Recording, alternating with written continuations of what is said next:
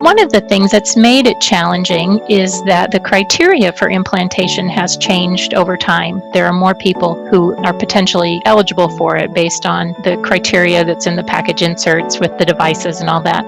And some people just haven't kept up with what those changes are.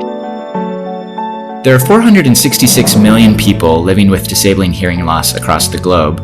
And despite growing clinical evidence of the benefit of cochlear implantation in adults, it is still sometimes seen as a last resort. Welcome to this episode of Hearing Health Today. I'm your host, Craig Sharp. In this episode, we'll speak with Associate Professor Holly Teagle from the University of Auckland in New Zealand and explore how we can address the growing hearing loss epidemic. We'll also gain a broader perspective on why treatment guidelines and a standard of care for hearing loss are so crucial when we hear from two additional experts in the field, Dr. Leo de Rave, Scientific Advisor of the European Association of Cochlear Implant Users, and Associate Professor Robert Briggs, Head of Otology and Medical Director of the Cochlear Implant Clinic at the Royal Victorian Eye and Ear Hospital in Australia. This is a podcast for hearing health professionals. If you are a person with hearing loss or a member of the general public, please seek advice from your health professional about treatments for hearing loss. Joining us now is Holly Teagle, the Clinical Director of Audiology and Habilitation at the Hearing House in Auckland, New Zealand, with a dual appointment as Associate Professor at the University of Auckland School of Population Health. Well, Holly, thanks for joining us on Hearing Health Today. Nice to be with you. Thanks for asking me. Absolutely. It's a pleasure to speak with you.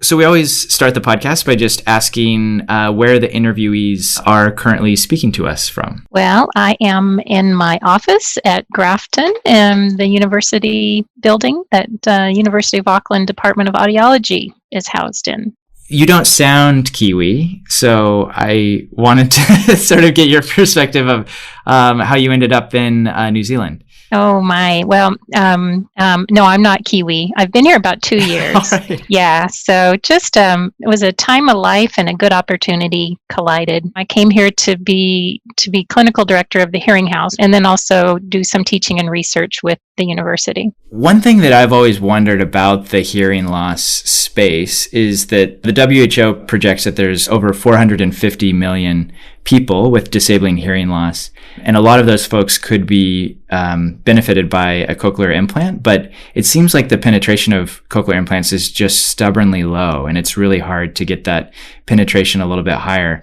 Was curious to get your thoughts and perspectives on why the industry has really struggled to increase the rate of cochlear implantation for those patients who would benefit from it. Well, it's good to always to think about the positive first, and the positive is that cochlear implants for children is well penetrated, and we're doing a really good job, I think, globally, pretty much, at providing children with device cochlear implants when they need them. So that's really good, and we do. I think are meeting the standard of care for children. It is a different story for adults, and unfortunately, a lot of it has to do with funding. And not that's true in New Zealand, it's true in the US as well. But there's also, so that's part of it, but there's also a problem with awareness and understanding what the benefits are. And the lack of awareness about what's possible, I think. We'll go back to Holly in New Zealand shortly, but I want to bring in two experts from other parts of the world to get their perspective on the difference between pediatric and adult access to cochlear implantation. First, we're going to head to Europe and hear from Dr. Leo de Rave. In most countries in Europe, pediatric cochlear implantation is going very well. I mean, we have most countries now universal hearing screening, and they are referred to the cochlear implant teams further on. So let's say in general, this is working well. And for instance, I come from Belgium, and in Belgium, more than 90% of our deaf kids receive cochlear implants, of which a high number before the age of 18 months. Yeah. Now, if you compare that with adults, it's totally different. In for instance, Belgium and the Netherlands, we know that when we look at the candidature, those who are candidate for cochlear implants, that in adults, this is less than 10%. Yeah.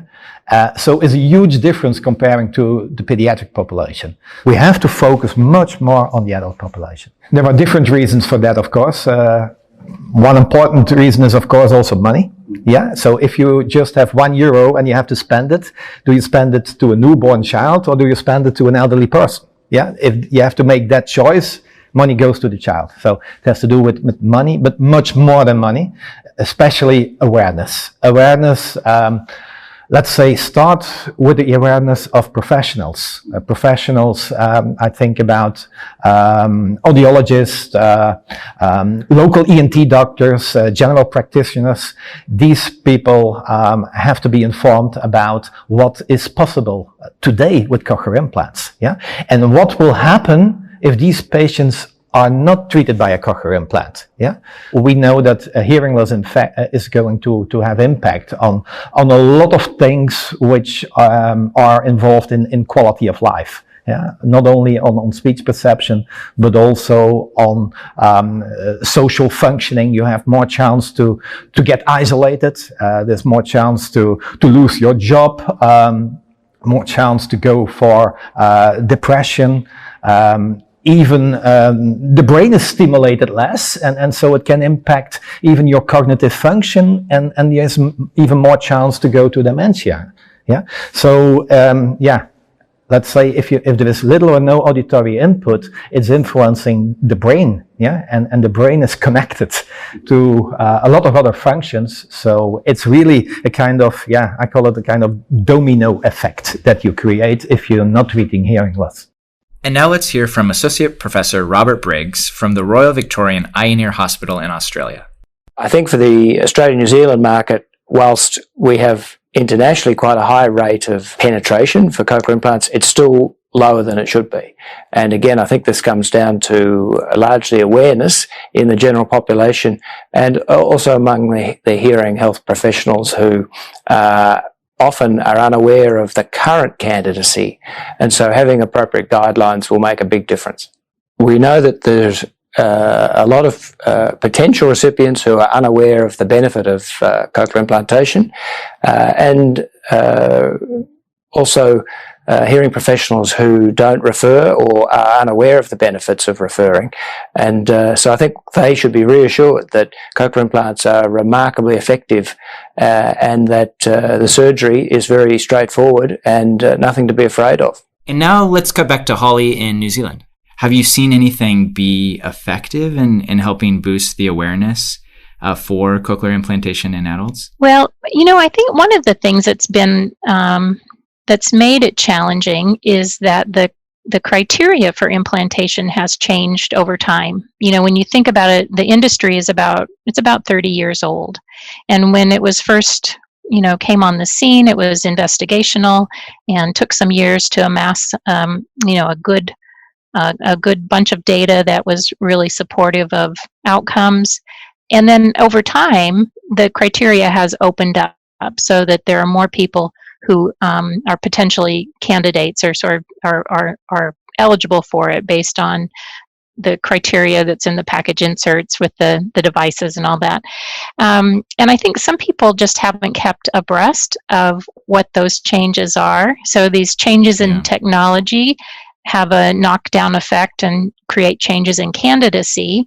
And some people just haven't kept up with what those changes are. So the devices that we have today, the CI devices that are available today, are really quite amazing in terms of all the additional thing. And so in addition to just creating good hearing, there's streaming functions and all that. So I think we need to really increase awareness, not just around the fact that you could hear better, but you can hear better in a lot of different environments. And then all the other secondary quality of life benefits that come along with better hearing and better communication. So it's messaging. We need to do some more messaging and get people up to speed. And how about like direct to patient or direct to candidate communications? I guess, is there like an opportunity for improvement there? And I guess, who do you think sort of would be most effective at conveying that information? Well, I think in New Zealand, it seems to me that, again, we take really good care of our children. And then as adults get older, they may seek out private care for their hearing needs. And there may not be sort of a coordinated effort or coordinated message among audiologists, or simply people just aren't getting those referrals to see an audiologist. So if an adult sees their GP only when they're ill and doesn't go every year, doesn't have a good routine of quality health care follow-up, they may not ever get identified as having a loss that could be impacted by hearing technologies. And so I think, again, it's about messaging and about people knowing. And I think, in any situation, you have to have support from your family and friends, and to also say, why don't you go in and have your hearing test, or I think you're having troubles, or, encouraging people to investigate, is there a way that they could have improved hearing? And one thing that I've also heard thrown around is people often talk about hearing loss not being medicalized. What does that mean? Sort of, what do people mean when they say that? Yeah, well, hearing loss is typically related with aging. Most forms of hearing loss is, and it's considered a invisible handicap because you don't look at people and say, oh, you have hearing loss. And so it might be that, that could be part of that medicalized point of view. If you don't have a clear pathology, you don't have an ear infection, or you don't have a tumor, you don't have, a surgical issue, you just have hearing loss that's secondary to aging, which is very normal and natural, then it may not get that sort of medical label put on it. And if it doesn't have a medical label, then there may be, people don't see it as something as treatable or as easily treated. I wanted to go back to something you said earlier that I thought was really striking. So you said that for the most part, the industry, the community is doing a good job catching pediatric patients that have hearing loss, but perhaps not as good of a job on adults. And I'm just curious, around that referral pathway, why is that easier for children and a little bit more challenging for adults? Many countries, have recognized that newborn hearing screening protocols are really making a difference in terms of early intervention, getting children access to hearing technologies when they need them earlier, and then that has a cascading impact on their speech and language, their academic, social, vocational, all those things. And so because we have the newborn hearing screening, and then in New Zealand we have a sort of a before school screening program, as well as do a lot of other countries. So your opportunities to pick up early childhood hearing loss are pretty good. And also, if you've got a regular schedule of intervention with a pediatrician, where you're doing well child checks, usually there's questions around that. So when we get to be adults, we don't get to have well adult checks maybe as often as we should. Yeah.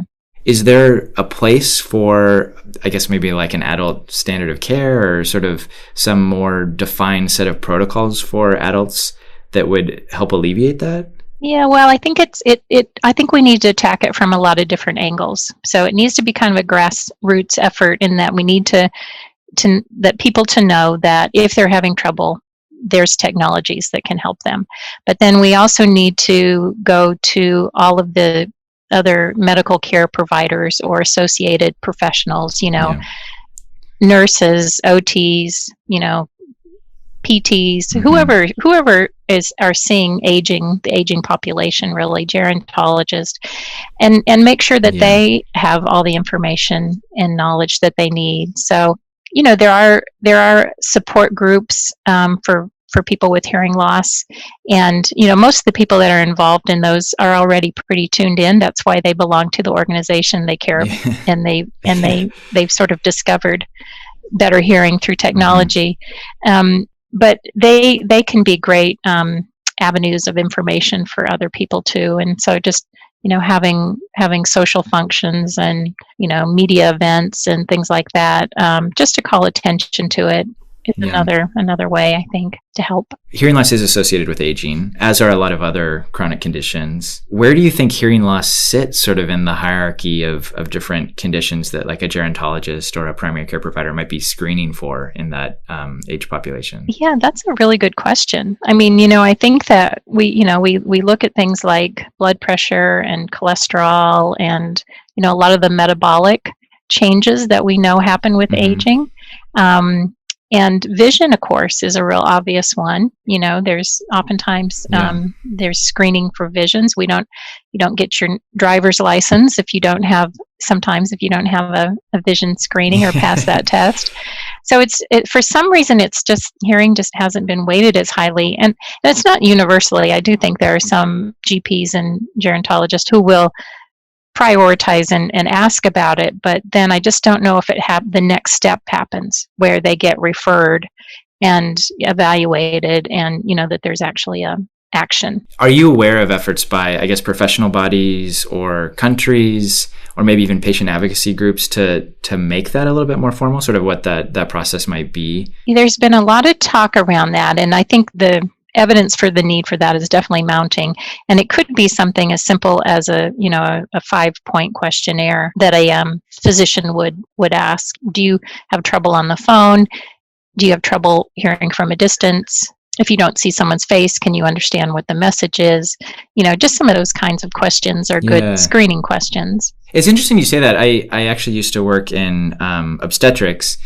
And in postnatal care, I think one thing that occurred when I was working with a large practice group back in the States is that we introduced sort of a 5-point questionnaire for postpartum depression as part of every postpartum visit, which wasn't standard before, but now I think is quite routine.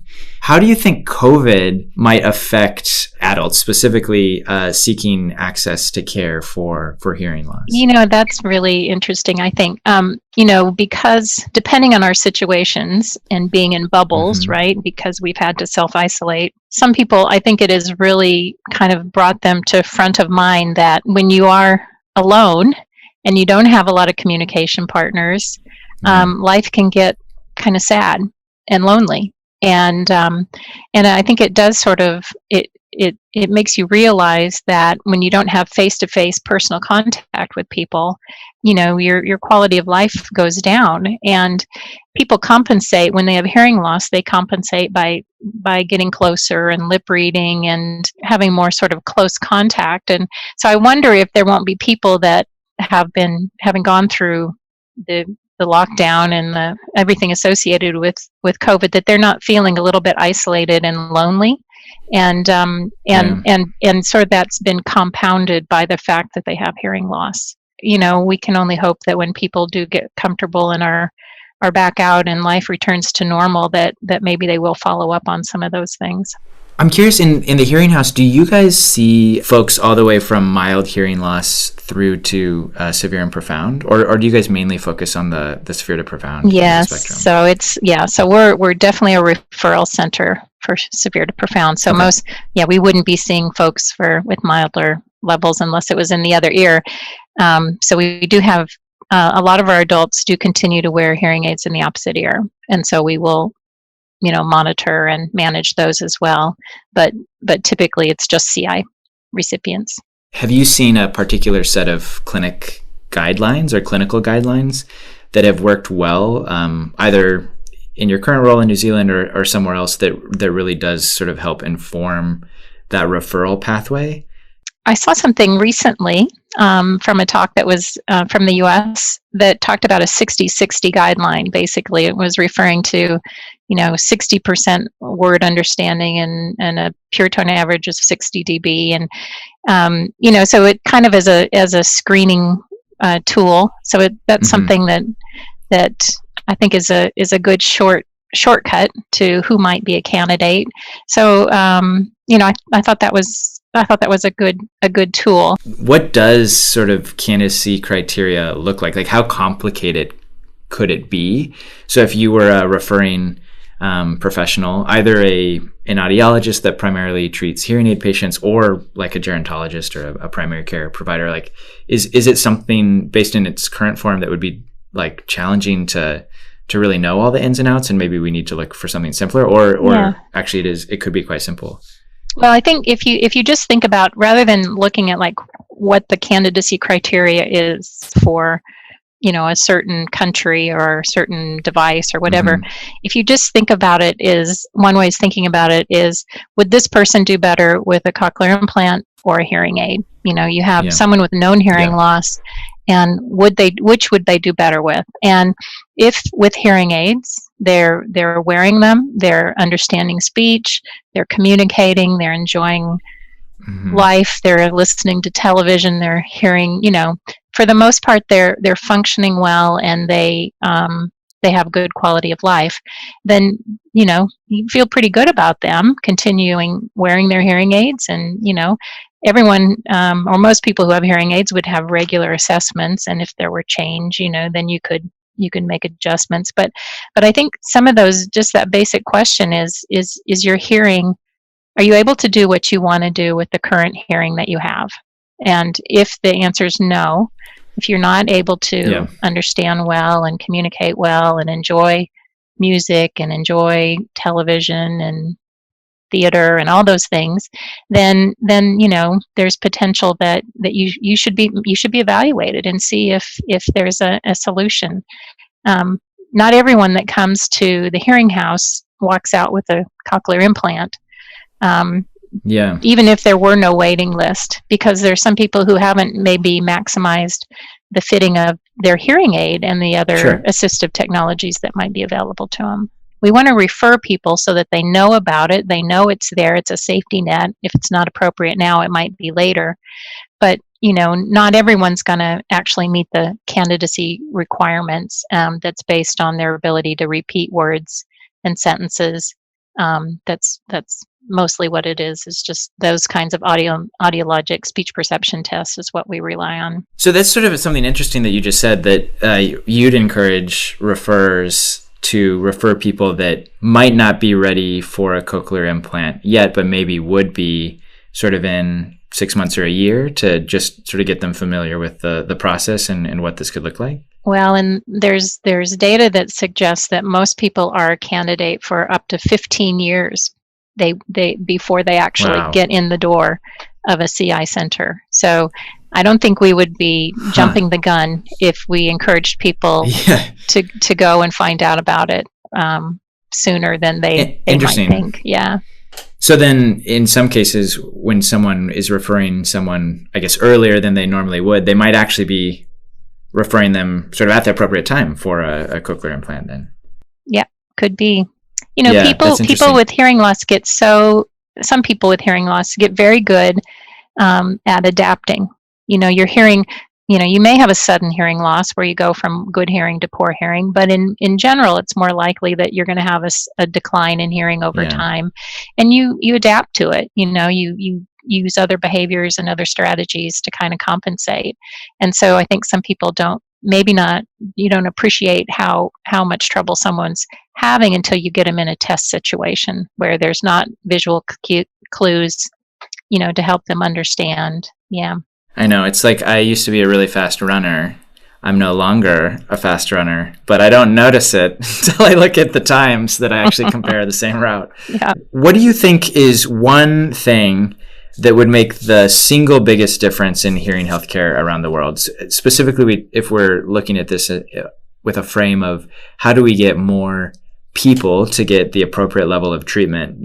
If you could wave a magic wand and say there was one wish that you got to help improve access and awareness to hearing healthcare, what do you think would make the biggest impact? Oh, goodness. One thing. See, I think it's not a simple problem. There are multiple needs around it. So yeah, raising awareness, funding, understanding and appreciation for what the technology can do and how sophisticated and yet simple it can be to use. I don't have one thing. Sorry, Craig. I can't think of one thing. I mean, it's I think it's, the message is awareness. I suppose that's the one thing, awareness. Yeah. I believe that you do some work with an organization called Pindrop. Is that correct? I have, yes. Could you, I guess for the benefit of the listeners around the world, explain a little bit more about Pindrop and sort of their mission? Yeah, so Pindrop Foundation is an advocacy group for adults who have hearing loss, and their primary goals are to increase access to hearing technologies, mostly cochlear implants. So they've been active in New Zealand, I think, for many years, and they do work with ministry and try to bring the issue to the forefront with media and doing different things like webinars, and so that's we do have this advocacy group, but I think I think there's more that we could do. I know that the CI centers, there's the Southern Cochlear Implant Program, as well as then the Hearing House, and we all have very satisfied people who are living better lives, and we need to encourage them also to be out there, and that's happening. The Hearing House has an consumer advisory group, and we're listening to them and trying to work with them and find ways to raise awareness. We've done something. Loud Shirt Day has been an event that's been. What's Loud Shirt Day? It's an awesome Tell us a little bit more event. about that. Yeah, so Loud Shirt Day is an event that's been going on for many years here, and it's it's exactly what it sounds like. You wear a very loud shirt, colorful shirt, but it's a huge fundraising event, and it's been centered around children. But now at the Hearing House, we've aligned our adult and children. We're all under one roof now, and so we're still doing Loud Shirt Day, but it's not just for children; it's for children and adults.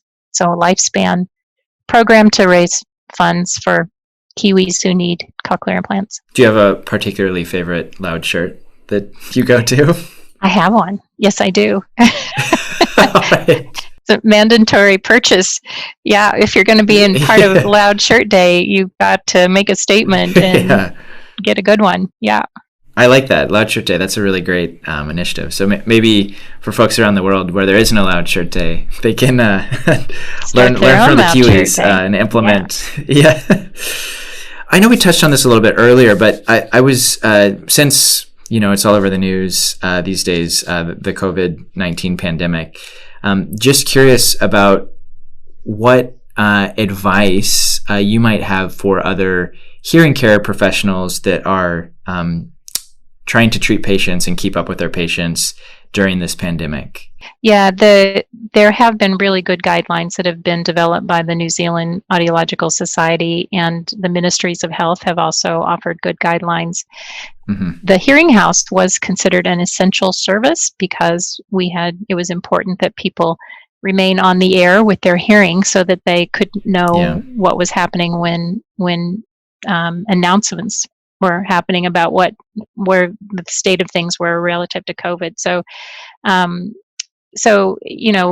I guess I would just reassure people that audiologists, as healthcare providers, are taking the same kinds of precautions that they're going to see in other medical settings, where we're doing all the hand washing and gowns and masks and distancing when we can. It's kind of challenging to distance when you need to look in someone's ear, but there are a lot of precautions in place, and I would hope that people could, when they're comfortable, get back into the clinic and get the audiology care that they need. What's the most important thing that you've learned throughout your time working in hearing healthcare? Well, it's been amazingly rewarding and satisfying career for me. So just personally, it's been so great to be part of the lives of people and children and adults and see how their lives can improve with better hearing. And when you watch a baby who is deaf learn to talk, and it's amazing. So communication in itself is such a vital part of being human. In human relationships, and when you don't have good communication, life's just not as good. Well, Holly, it's been a pleasure to speak with you today, and we really appreciate you taking time out of your day to join us on Hearing Health Today. Well, you're so very welcome. It's been wonderful to be talking with you. And thank you for listening to today's podcast. If you enjoyed it, please make sure you press the subscribe button and give us a rating and a review. If there's a particular topic you'd like us to cover, please mention it in your review. We'd love to hear from you. You can find all the links to what was discussed in today's podcast in the description, and stay tuned for our next episode. In the meantime, stay safe. Just a quick reminder, the views of the interviewees in this podcast are their own and do not necessarily represent the views of Cochlear Limited or its subsidiaries. This material is intended for health professionals. If you are a consumer, please seek advice from your health professional about treatments for hearing loss. Outcomes may vary, and your health professional will advise about the factors which could affect your outcome.